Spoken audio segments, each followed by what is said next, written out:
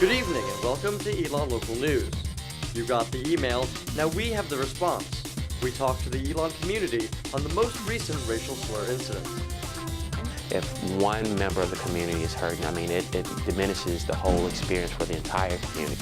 The class of 2015 is less than 4 weeks from graduating, and 2 of our seniors cross off one big bucket list item. I tried. I was trying really hard in the beginning. And with this weekend's Special Olympics, we found one athlete who'd rather take over our anchor job one day. Hey, you over there. Excuse me over here. All that and more starts right now for April 27, 2015.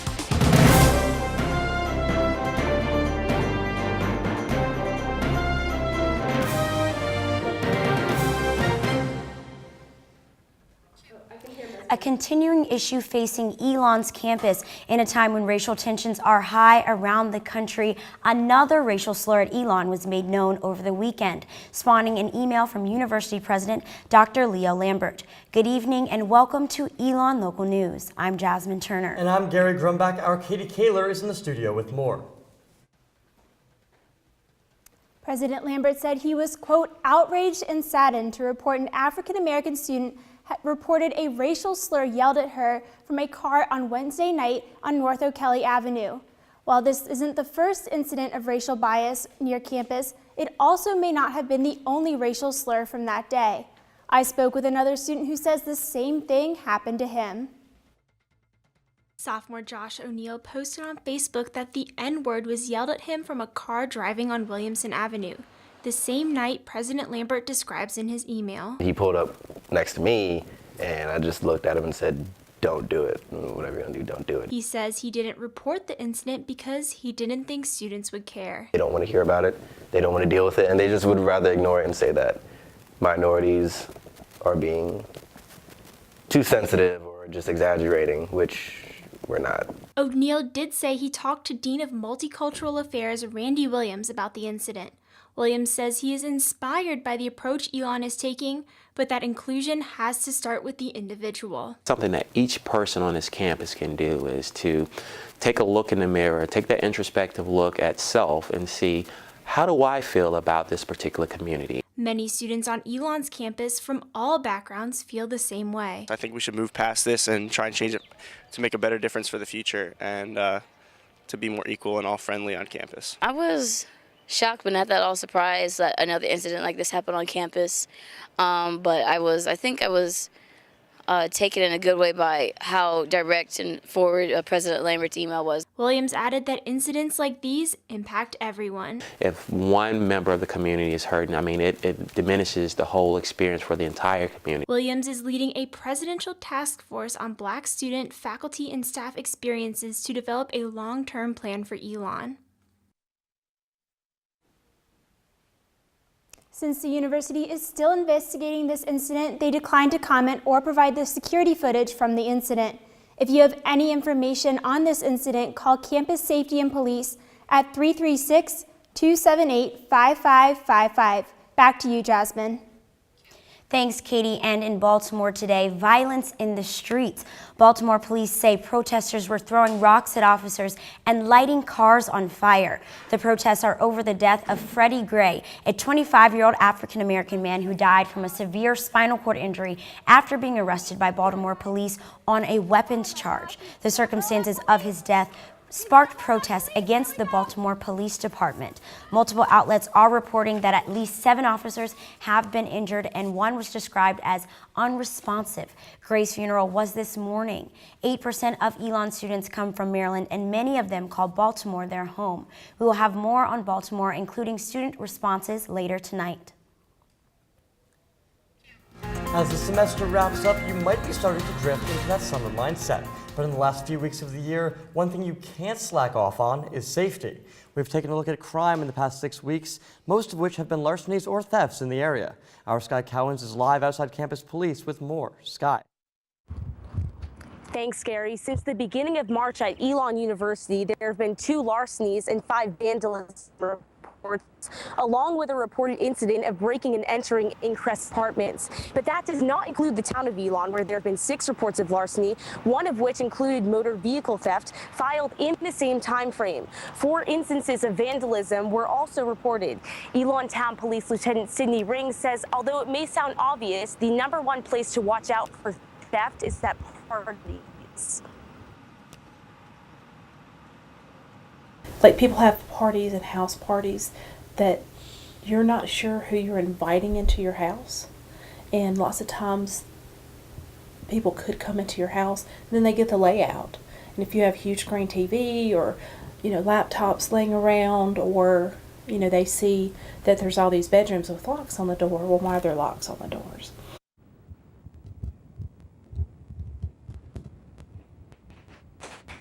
Lieutenant Ring says that if you do see suspicious activity,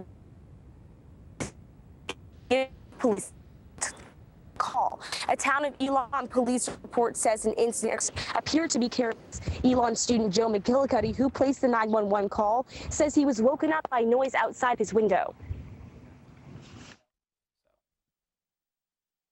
He had a ski mask on, and I was like, whoa, what's going on here? And then as he continued to walk, I saw him between the cars. Like, I thought he was holding a gun. And so when I saw that, I was like, yeah, I'm gonna stop looking through the window now and we'll just call the cops. Officer Ring says that although this incident is being treated seriously, because it happened just after 4:20, it could have been just two people messing around. Lieutenant Ring also told me that police are keeping an eye out for any updates. With your Crime Watch, I'm Sky Cowan. Thanks, Sky. Now we have good news on 2 members of the Elon University community. Gabriela Rosales, the first-year student hit by a car on North Williamson Avenue in mid-March, has been moved to Wake Med's hospital to begin her rehabilitation process.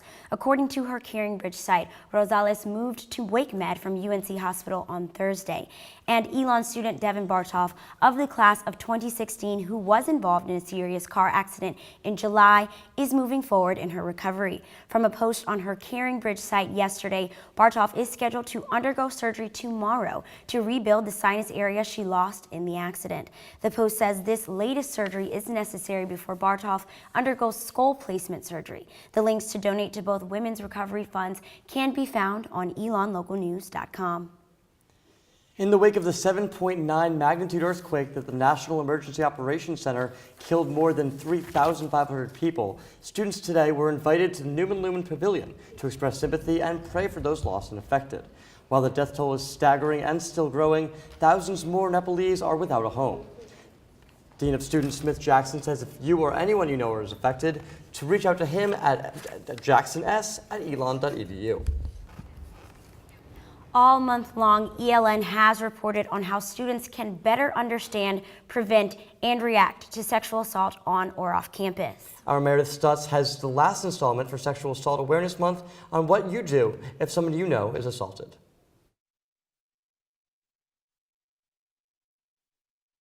A study from the National Institute of Justice says less than 5% of contemplated or attempted rape cases against college women are reported to law enforcement. But 2/3 of survivors of rape reportedly do tell another person, usually a friend, not an official or family member. We recognize that some students may never feel comfortable talking to a university employee, even if it's confidential, and that's okay. My main concern is always that a survivor gets the help that they need and gets to determine how they heal. Elon's violence response coordinator, Jess Clark, says if a friend tells you they were sexually assaulted, the best thing you can do is encourage them to make the decision that's best for them. I think the biggest thing you can do is let someone know you believe them, that you're there to support them, and letting them decide what is the right healing process for them. For some students or for some people that may be reporting it, it may not be reporting it. It may be going to counseling or it may not be. And every survivor is unique. Clark encourages students who have or who are experiencing any type of violence to call the Safe Line, a confidential 24/7 year-round phone line. That number is 336-278-3333. Meredith Stutz, Elon Local News. Now, it's important to note that while Sexual Assault Awareness Month is ending, that doesn't mean the issue is any less prevalent than other months of the year. Links to more resources for victims of sexual assault can be found on our website. Back in our part of town, students often call campus the Elon bubble, and some rarely stray far from the brick paths. Our Michelle Alfini went to part of Burlington some students may not be familiar with to take a look at how local businesses are holding up in a town where corporations keep moving in. Vaughn McCraw has been working at Schul's Furniture in Burlington for 10 years. He says his favorite part of the job is the customers and the co-workers he can relate to. People here are like people where I came from, South Boston. They're down to earth, everyday, hard-working people. McCraw's been a part of Burlington for a long time. Schul's Furniture opened its doors 15 years ago in the east part of town. 5 years ago, it moved to Cum Park Plaza. When we moved to this location we're at now, business has really increased. This success is not shared by all Schul's neighbors. Around since 1963, Cum Park was once one of the biggest shopping centers in town. Now it hosts few businesses and a number of empty lots. A lot of places are going, but they have to find where their customer base is. Their customer base may not be here. Closer to Elon, well-known businesses have been popping up at Alamance Crossing. The newer center opened in 2007 and is filled with popular brands. But McCraw says his business holds its ground. A lot of people like new things. That's why the mall was popular at one time, now Alamance Crossing, Tanger Outlet. Schul's, it's been around for a long time, and the people that we cater to, our customers, we're in their neighborhood. Despite the corporate companies coming in, McCraw insists businesses like Schul's can ride it out. It's like the roller coaster. You got to hang on and enjoy the ride. But as development continues in Burlington, it continues to favor the western side. Michelle Alfini, Elon Local News. With that development in Burlington, Mimi's Cafe closed in Alamance Crossing in May 2014, and now the location is turning into a Mexican eatery. According to workers renovating the inside of the restaurant, San Marcos Restaurant will be opening May 1st. The restaurant will serve traditional Mexican food, but San Marcos is not the only new establishment coming to the Alamance Crossing area. Boot Barn, a Western wear retailer, just opened next to Five Below, and Freddy's Frozen Custard and Steak Burgers is under construction on Boone Station Drive. And coming up for the class of 2015, it might be time to start checking things off your senior year bucket list. 2 of our own seniors take on one messy Elon challenge. And later in the show, we'll introduce you to one Special Olympics athlete who might be out to take my job. Stay tuned.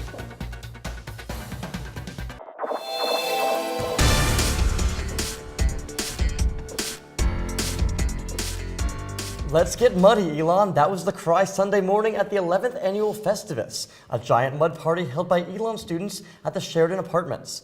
You're seeing GoPro footage, and even in the 45-degree weather and rain, hundreds of students were slipping and sliding, including myself, in the mud. Police were there monitoring the party. 2 girls were transported to the hospital for minor injuries and sicknesses, and 1 male student was cited by police for damaging property. Now, I was out in the mud this weekend, Jasmine, and let me tell you, I was shaking. It was so cold from the rain, but hopefully the rest of the week is much warmer. This hair does not do mud or rain, but right now outside with a look at the forecast for this week is our Al Drago. Al, what's going on out there? Guys, well, the sun is bright and shining today after just a cold and dreary past few days around campus. The high and current right now is 64 degrees before dipping down to around 42 degrees lower in the night. Looking ahead, tomorrow, Tuesday, is going to be a sunny day. 70 degrees is our high with 42 again as our low. Now the rain clouds will return, unfortunately, and they'll stick around until Friday before the bright sun will return on Saturday. Now the temperatures will slowly be rising through the week before reaching our high at 75 degrees on Saturday. For your weather this week, I'm Al Drago. Back to you guys in the studio.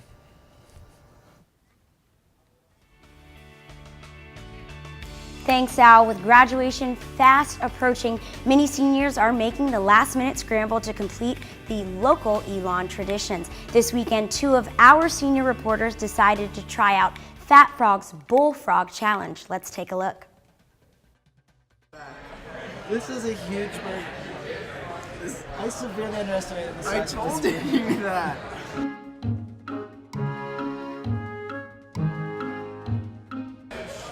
As soon as you cut into it and take a bite, 30 minutes starts. Okay. You have to finish everything on the plate, all of it, plus your side.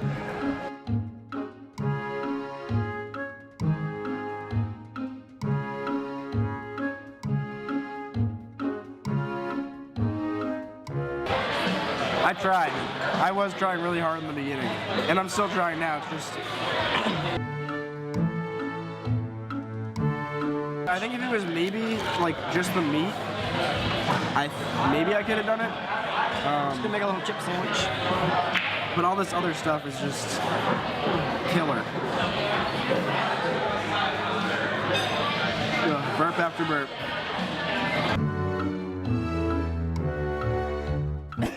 It took me 5 minutes to swallow that. This was a bite that was that big. I feel so uncomfortable. Hi, man. I mean, I physically cannot. Yes, you can. I physically eat cannot. until she comes over here. All right, we are done with the Fat Frog Bullfrog Challenge. It definitely defeated us. We both cannot eat anymore. We cannot eat anymore. Eric did better than me, but Just by a little bit. We're gonna continue picking at this until we get out of here.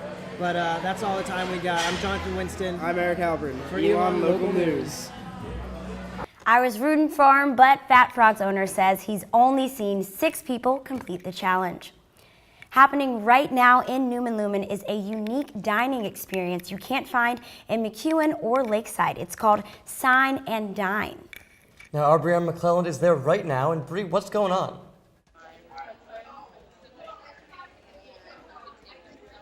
Thanks, Jasmine and Gary. So as a class, the students had to plan an event to benefit a local philanthropy. In this case, the communication services for the deaf and hard of hearing. At tonight's dinner, the students decided to create a sign language only restaurant. Guests receive a menu with hand signs associated with food options and then order by signing to the all-deaf wait staff. If you want to head over here, the event goes until 8:30 p.m. and tickets can be bought at the door.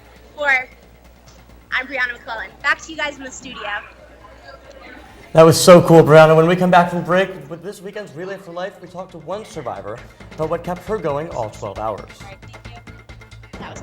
And meet ELN Local News' honorary reporter, Luke Perkins. See him try out the mic after the break.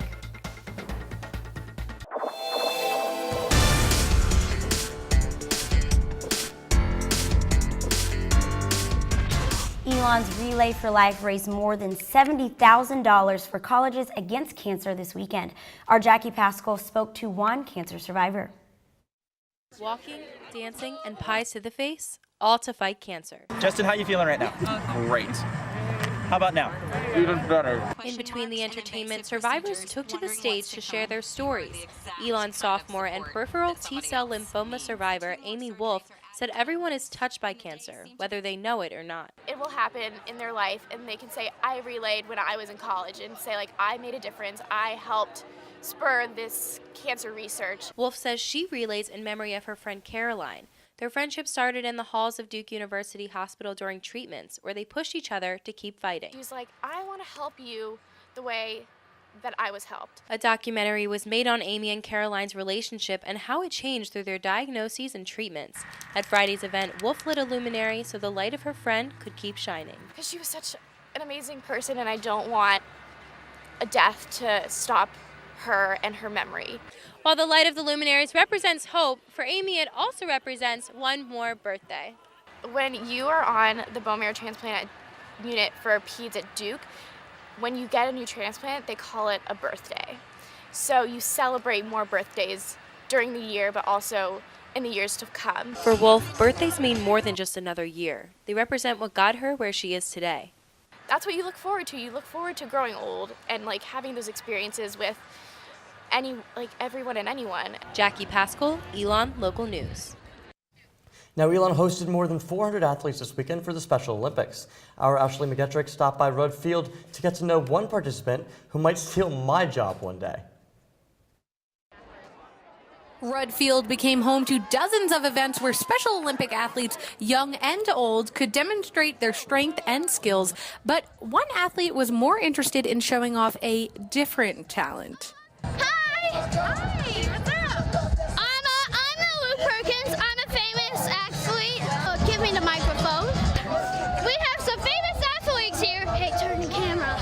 We have some famous athletes here. Luke Perkins is an 8-year-old Special Olympics athlete and a Class A chatterbox. So this is the Special Olympics. Therefore, it's only appropriate that I pass this torch on to one reporter who had a lot to say. Welcome, worldwide television audiences. This wasn't Luke's first time up to bat or his first time up to the microphone. He serves as the MC for all his school events. And all that experience at the mic made covering this weekend's event a breeze. Luke had the determination to score medals and score an interview. Hey, you over there. Excuse me over here. Come on. Guys, Sarah, how do you feel about this Special Olympic event? It is really fun. Every single time, you always get a medal. While Luke now spends his days chatting away, for the first 4 years of his life, that actually wasn't the case. Luke's mom says he was nonverbal until the age of 4, but he now has the quick tongue to keep the news rolling. I got 2 gold medals, even though I was at second place of the softball throw. And the insider knowledge to inform his audience. We got bubbles over here! Ashley McGettrick and Luke Perkins, Elon Local News. So in studio now we have Ashley McGettrick, who has to work with this little pint-sized reporter. How did you find this I guy? know, I feel like a bit of a disappointment. I wish Luke could have been here this evening, but that shot when you see him come up to the camera like, hi, that was me meeting him for the first time. He literally was like, is this thing on? Because I'm ready. And yeah, he came ready to win, like I said, some medals and some hearts, because he definitely won mine. He won, awesome. I guess, I would say all of ours. Yes. Now you mentioned he had something else to say? Oh yeah, I didn't even tell him to say this, I swear. I never told him to say this. This is straight out of Luke's mouth, so let's take a look. If you want to see more of Elon Local News, go to www.elonlocalnews.com or check with us at Facebook. Thank you so much, Ashley, for that. Appreciate it. And coming up on ELN Sports is our Zora Stevenson. Coming up, charity event and then an update on the Little League Coach Craig's post-transplant recovery. Let's stick around.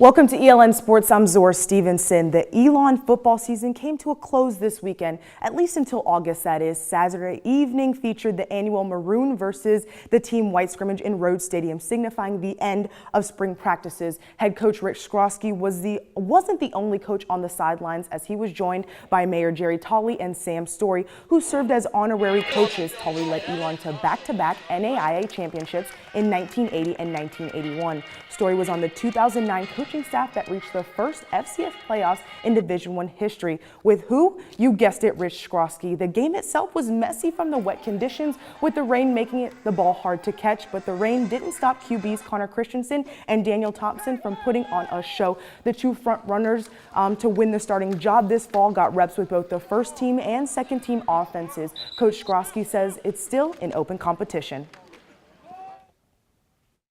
They're both a work in progress, and but they really are. They both have a lot of intangible, the leadership qualities that you look for in a quarterback. They're both really competitive kids, and they're both great teammates. And that at the end of the day is going to help our program move in the direction we want it to move. Team Maroon went on to defeat Team White 6-3. Several players will stay on campus for the summer to keep studying and get stronger in the weight room. Fall camp for Elon begins on August 14th. While the football team was tackling each other in the mud at Rhodes Stadium, the Elon women's rugby team was doing the same on South Campus during its annual prom dress game. Just like it sounds, the team wears used prom dresses during the game, which helps support the Cinderella Project, a non-profit that donates prom dresses to those in need. While the rugby team won both of their games, they also raised more than $100 for the Cinderella Project. And finally, tonight we have an update on Coach Craig Edwards, the Little Phoenix baseball coach who received a liver transplant in late February. Today marks 9 weeks since his transplant. We spoke with Edwards, and he says his body is functioning normally. Although he cannot yet fully return to work, doctors have cleared him to go back to coaching. 2 months ago, we shared the story of how Coach Craig was in need of a transplant after being diagnosed with cirrhosis of the liver, or a failing liver. He is the head coach of his son Sam's team, the Little Phoenix, and also his youngest daughter, Mary's Pee Wee Little Phoenix team. Glad you're feeling better, Coach Craig. That's it from ELN Sports this week. For all your Phoenix updates, check out ELN Sports on Facebook and Twitter. I'm Zora Stevenson. Jasmine and Gary, back to you. Thanks, Zora. And that's it for ELN. You can find the latest news online at elonlocalnews.com. And you know we're always on social media, Facebook, Twitter, Instagram. From all of us at ELN, have a great week, Elon.